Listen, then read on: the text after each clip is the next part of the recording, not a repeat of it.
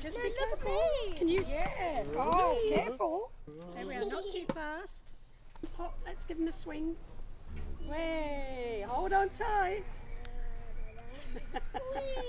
Bob, do you want a sandwich for lunch? Bob. Oh, yes, thanks, love.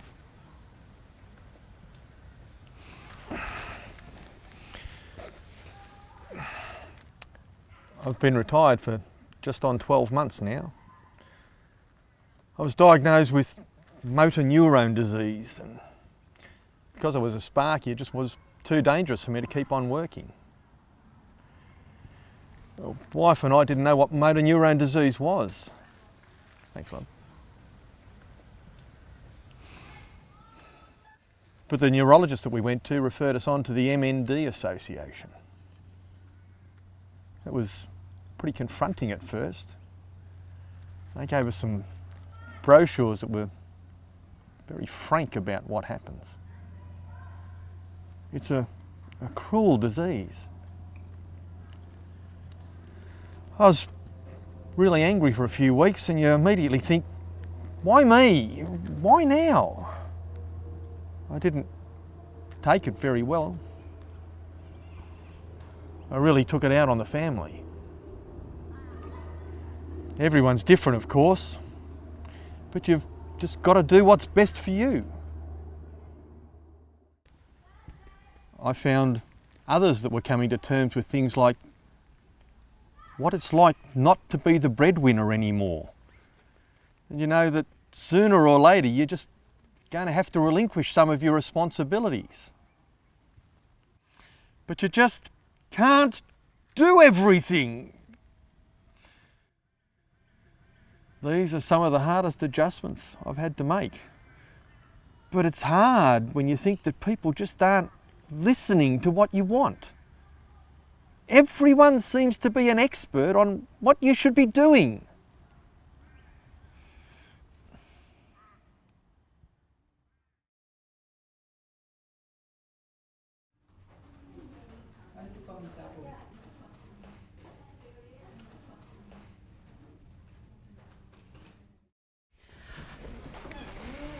I just wanted to go over some of the plans that we discussed last time I saw you and see how you're managing with some of the equipment that I brought over, and also the modifications to the house that we discussed. Well, the chair over the shower is making showering a lot safer, and the wheelchair makes it easier if we go out shopping. But I still like to walk though. Have you heard when they're coming to change the bathroom around? Oh, that's a bit of an issue. I know when you came over and we spoke, it seemed like a good idea at the time, but I think it's a lot of expense and bother changing everything around just to make it easier for me to get in the shower. I guess they're just suggestions, and whether you get them done or not is really up to you and Margaret. At the moment, you're obviously coping with the shower in the bath, but further on down the track, you may find it more difficult to use. So maybe what we'll do is reassess as things change. How's your strength in your arms and legs at the moment? Well, the legs are a lot stronger than the arms, and I'm a lot better in the mornings than I am in the afternoons. Last time we talked about the tasks you need to do across the day. I do try to do that, but some days I find that I just can't do the things I want when I want, and I get angry because I just can't do as many things as I could do last year. What sort of things help you deal with your concerns? Well, I guess I still enjoy the friendship of some old blokes I know, but I don't want to be a burden on anyone. Are you managing to get out and maintain some social contact? I'm very self-conscious that my walking's starting to look funny. And if we go any distance and take the chair, people look at you. I'd much rather stay home. I'm embarrassed to eat in front of anybody other than Margaret. My coordination is bad. Sometimes I cough. Are you having trouble swallowing? Is that why you cough? Some foods just seem to stick. Now might be a good time to see a speech therapist and a dietitian then. My GP said that may become necessary. Well, it's very individual, and it doesn't necessarily mean you can't continue to eat. It's just very important that you do so safely. Okay.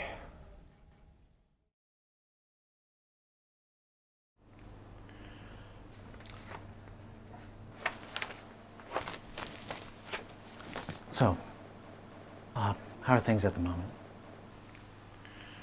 I've been getting very weak.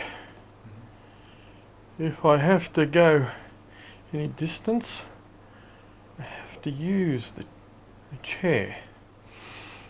I can walk a bit, but I'm very slow, and my arms are very weak. But it's Margaret I'm worried about. Look at her. Some days it breaks my heart to see what this is doing to her. Yes. Margaret, how are you managing? It's been very hard. I know I should be stronger, but I can't. I wonder, as I get worse, it's going to be harder for people to understand what I want, and I'm going to be totally dependent on them. Sweetie, do you want some water? There you go. There you go. Slowly. That's right. Okay. It's okay. That's okay. When I was in the palliative care unit for a few weeks, it gave Margaret a rest,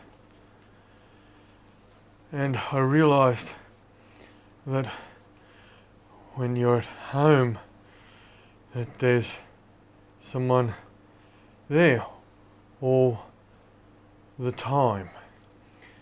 But in the palliative care unit and in the hospital, that it's not always going to be like that. It is very hard to adjust to, but there are people there 24 hours a day, whereas Margaret has got to get some sleep at some stage. And they'll never let you get into any real trouble. Margaret, how did you find it when Bob was in respite? Well, in some ways it was a real break, especially at night.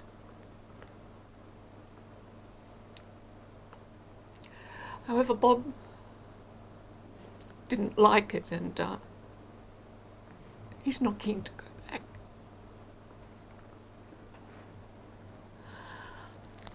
I don't know how much longer we can keep going at home. Yes. Bob, what do you think about staying at home? Naturally, I want to stay home for as long as I can. I know there'll come a time when I might have to go to the hospital, and back to the palliative care unit. Do you think you're getting enough help at home at this stage? There's a constant stream of people coming to our house, so I don't know if we need any more. I mean, they all want to help, but you do lose your sense of privacy, don't you? Sounds like the two of you are under a lot of pressure at the moment. And I think we need to do something to try to help. I wonder if it might be a good time to get the OT to come back to your place and just reassess how things are and whether they can provide any extra support for you to make things easier. Well, how would you feel if we arranged for more time and respite to help Margaret? And Margaret, it is very important that you get some rest so that you can provide help for as long as you possibly can. What do you think, Margaret? I'll keep it in mind, but I'm okay at the moment.